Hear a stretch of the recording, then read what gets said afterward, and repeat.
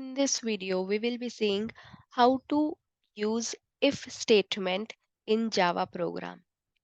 So before using the if statement directly in the program, we will be seeing the syntax for using it.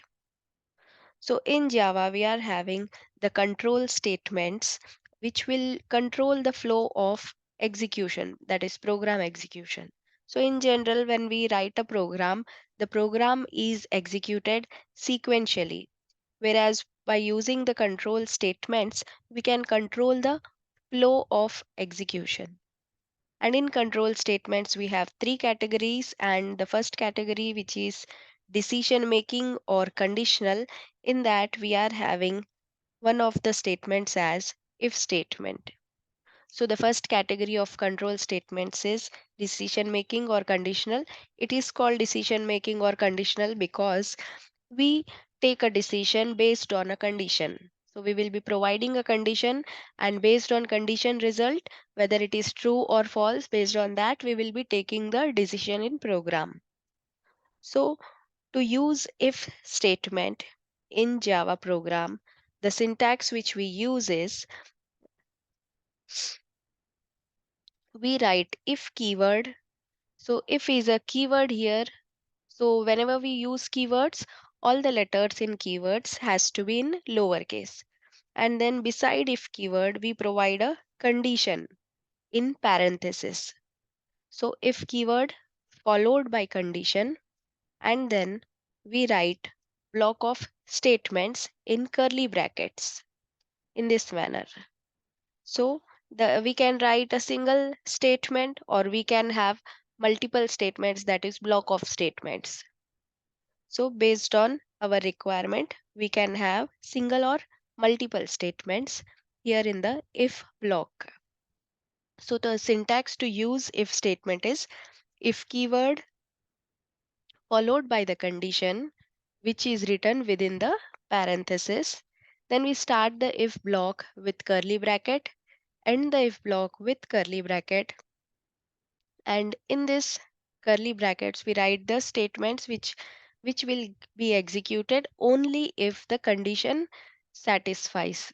So whatever condition we are mentioning here, if that condition results true, then only the if block is executed. So the block which is written under this if keyword is called if block.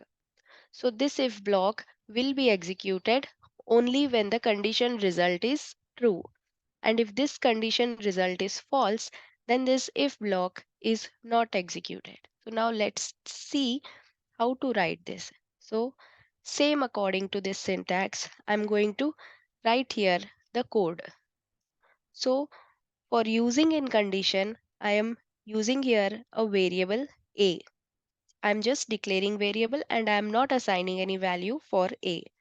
Then I'm using here the scanner class, and I'm creating here scanner class object so that I can take from user the value for a.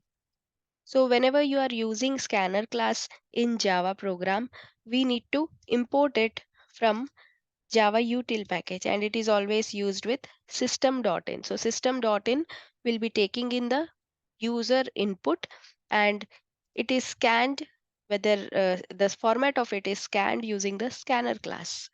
So here scanner class, whenever we are using, it will be giving you error if you don't import it from Java util package. So for that, we need to write this statement import java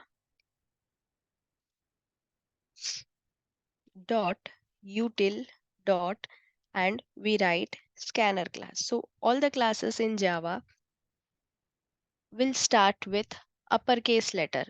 So according to Java conventions or rules, the class names will start with uppercase letter. So here you can see the scanner class, the first letter is in uppercase.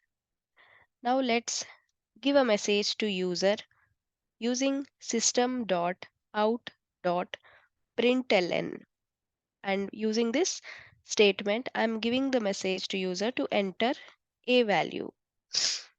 So for entering a value, we are here giving message to user, and when the user enters a value, we will be taking that value or scanning that value using the S object and assigning to a variable. So a equal to object of scanner class dot, because a is of type integer, we need to scan integer value. So for that, the predefined method nextInt, which is present in scanner class, we will be using.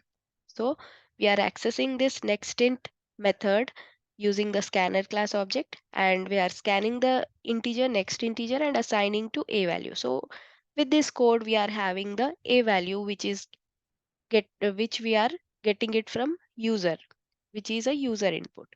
Now I am going to use the if statement. So if, and beside if, I am going to write the condition and then the block of statements. So in the parenthesis, I'm going to mention a condition, a simple condition. Let's take if a is greater than 50, I want to compare. So if a is greater than 50, I want to print a is greater than 60. The string I will be printing as a is greater than 50. A is greater than 50. And if it is not, then this string will not be printed on output screen. This block will not get executed. And after if block, I just write a statement where which is part of our main method. And here I'm just giving a message, thank you. So this will get executed even if the condition is not true, because it is not part of if block. So this is the if block, which is starting here with curly bracket ending here. And this line or statement will not belong to if block. So now let's see how it executes. So when I execute or run the program, I'm going to get a message, enter A. So when I enter A value, let's take 1, 2, 3. So I have given 1, 2, 3 here. And when I enter, I get A is greater than 50. So our condition is true. So we got this statement executed and it is printing A is greater than 50. And also we got the message thank you, which is not part of if block. Now let's execute again and give a value which is less than 50. So now again I got a message enter A. Now I'm going to give 45 as a value. So I'm giving the a value as 45, and when I enter I get only thank you, but I'm not getting the message a is greater than 50. So this is because our condition does not satisfy. It is giving you false result because 45 is not greater than 50. It is giving false. That is the reason if block did not get executed and we got the result as thank you, and it has not executed if block. So this is how we can use the if statement in Java program.